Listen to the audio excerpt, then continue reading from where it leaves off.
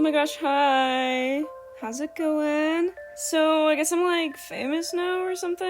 That's crazy. Anyway, I'm working on, like, a million things right now, and this just seemed like the easiest because my tummy hurts, and I'm sad. So, let's do this. Fun fact about me. Oh my gosh, like, nobody knows this. I, like, do art, and I'm making a comic, so some of you actually probably know me from that. I wouldn't be surprised. It's Victor and Bolt. It's about my boys, Victor and Bolt, and they're gay, so that's cool. I'm not gonna give you like a whole plot summary, just go read the dang thing. It's a webcomic, it's not that long. And like, to be entirely honest, I'm not even really here to talk about Victor and Bolt. I know, I love them. It's the only comic publicly available, made by me, but I have a secret. I actually kind of, suck really hard at making comics. I don't know what I'm fucking doing, guys. I'm straight bullshitting this. I have no idea what I'm doing. Honestly, going into Victor and Bolt, I watched one YouTube tutorial, and that was it. I was fully just guessing going through this, other than what little experience I had gained from my previous very failed attempt at a comic. If you've been in my life for a little while, you already know exactly what I'm talking about, and you've seen it, and it was hot trash. I'm so sorry. So here's my advice on how not to make a webcomic, based on what I've learned in my tried attempts, and also a little bit from Victor and Bolt. First of all, pacing. Pacing is very dependent on who you are as a person, your capabilities. If you can, like, crank out 6 drawings in a day, that's awesome. You still gotta pace yourself, man, because if you don't, you will get burnt out,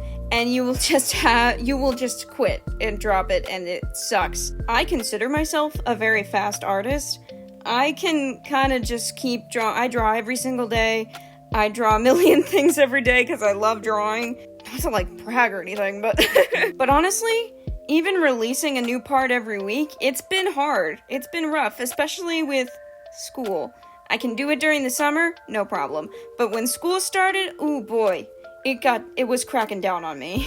I've, kind of been procrastinating working on chapter 3 because, well, I got really busy last week, and then, well, currently, actually, I'm still having a depressive episode, kind of, so we're gonna get there, but we're probably not gonna get there this week. Sorry, guys. Anyway, releasing an update once a week is still better than what I tried to do for my first comic, which was one update every single day. This comic was not colored. It did not have backgrounds. It did not have any shading. It did not have any formatting. It was a square box, 10 panels, uploaded to Instagram every day. And it looked like shit, and I burnt out so fast. I knew immediately, even without color or shading or backgrounds, okay, this isn't gonna work. So then it was every other day. And guess what? That still did not work. So then I decided, you know what? I'm just gonna get chapter 1 done, and as soon as we get into chapter 2, it's every week. I did not finish chapter 1. I just really wanted to get the story out there. I wanted to tell it so bad that I sacrificed the quality of it, and therefore made it kind of unreadable, as well as sacrificing my own mental health and ability to commit to the comic. So yeah, that's my absolute number one advice. That's the one thing that's made it really difficult for me to sit down and commit to and finish a comic. No one's in a rush.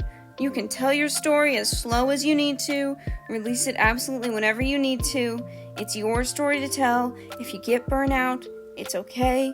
Just take some time to recover. You're good. There's no rush. Pace yourself. This next thing is something I learned while working on Victor and Bolt, thanks to my friend Jaden, who I met via the comic, so that's pretty cool. Gotta have a backlog of episodes that you can post, especially if you have, like, a consistent upload schedule, like once a week like I do. To be totally honest, I still don't have this for Victor and Bolt. It's a problem. I need to find the time to take a break to make, like, a backlog so that I'm not making a brand new episode from scratch every single week. It's, in all honesty, something you should have before you even start releasing the comic, but when I started releasing Victor and Bolt, I didn't know this, so that's why I don't have it yet. My next piece of advice might sound kind of redundant, but don't worry so much about the formatting.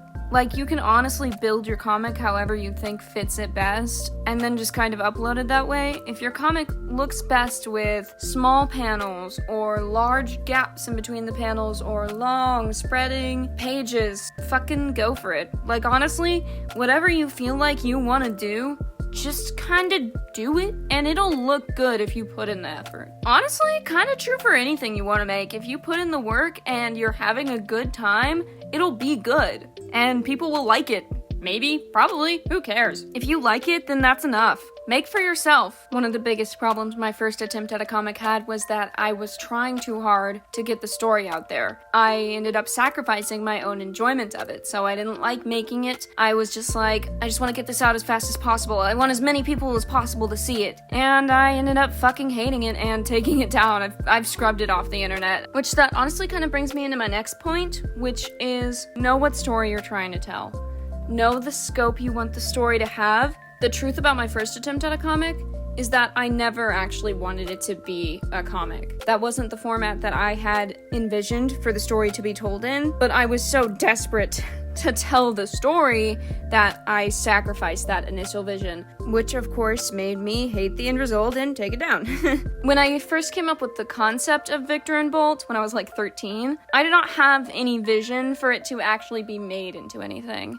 And even for a few years after that, I had, figured out the whole plot, I'd written out the whole summary, I'd figured everything out. I still didn't actually plan on making anything with it. That was until it clicked with me. This is a relatively small, mostly self-contained story that would do extremely well in a comic format. And that was kind of when it really hit me what it felt like to actually want to make a comic and not to just want to tell a story. And you know what? I am gonna tell the story of that first comic the way I want to tell it.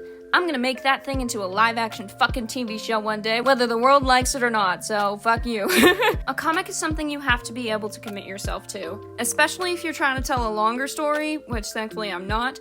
But still, even with this short story like Victor and Bolt, you've still gotta commit to it. This thing is gonna go on for a little while. So using older characters that you have a lot of attachment to is a good way to motivate yourself, I think. At least in my personal case, it's worked wonders for me. I love Victor and Bolt. I've had them for a really long time. I have a lot of attachment to them. They're very silly. Making your creative vision come to life is something you can only do for yourself.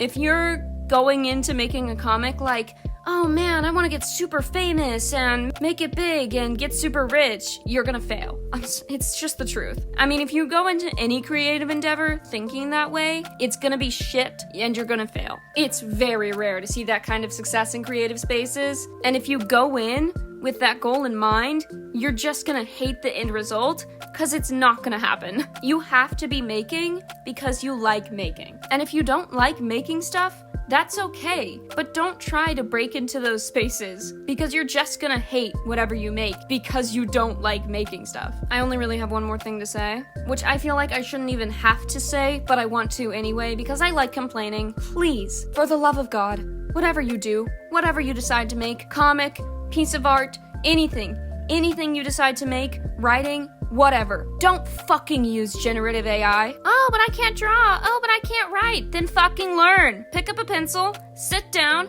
and fucking learn. Yes, it takes time. Yes, it takes hard work. Every skill does. If you don't like creating, then it's not for you, and there's nothing wrong with that. But the solution to that is not to steal. It is not to use a program that harms artists and the environment to make something derivative and fucking ugly, to be honest. I am of the firm belief that absolutely anyone can create. It doesn't matter skill level, age, anything. Absolutely anyone can pick up a pencil and draw. And it doesn't matter if it looks good or not, it is art because someone put their hard work into that. And generative AI is just stolen, regurgitated slop thrown up into your mouth like a fucking mama bird to her little fucking babies. And all the fucking AI bros are eating that shit up. Elon Musk's shit. I apologize for that very visceral vision, but you know what? AI couldn't have come up with it. Art is for everyone. Any form of art. Art is a very human thing. Passion, creativity is a very innately human thing, and AI can mimic it and mock it, but it will never truly recreate it. And you know what? While I'm on my fucking soapbox here, I'm calling out all you people who use shit like character AI, poly AI, all that bullshit. Seriously, just write fan fiction. Just roleplay with someone online.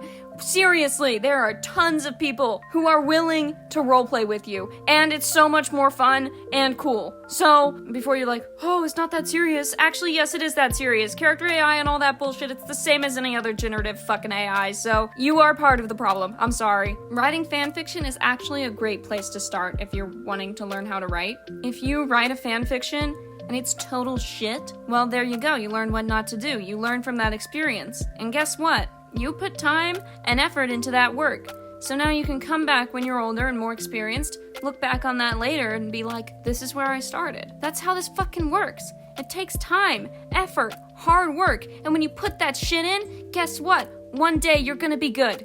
You're gonna be fucking great at it, okay? And you're always gonna be improving. And that's kind of where some of the best experiences of your life can come from. Anyway, what was this video about? I kinda lost the plot a little bit there, my bad. Go, my children. Be free. Make things, especially bad things. Make tons and tons and tons of terrible, terrible things that suck really, really bad. And I will cherish them forever, and so should you. Terrible art is the foundation of our society. So that might be a little bit of an exaggeration, but I think my point still stands. Terrible art is good, actually. Okay, bye.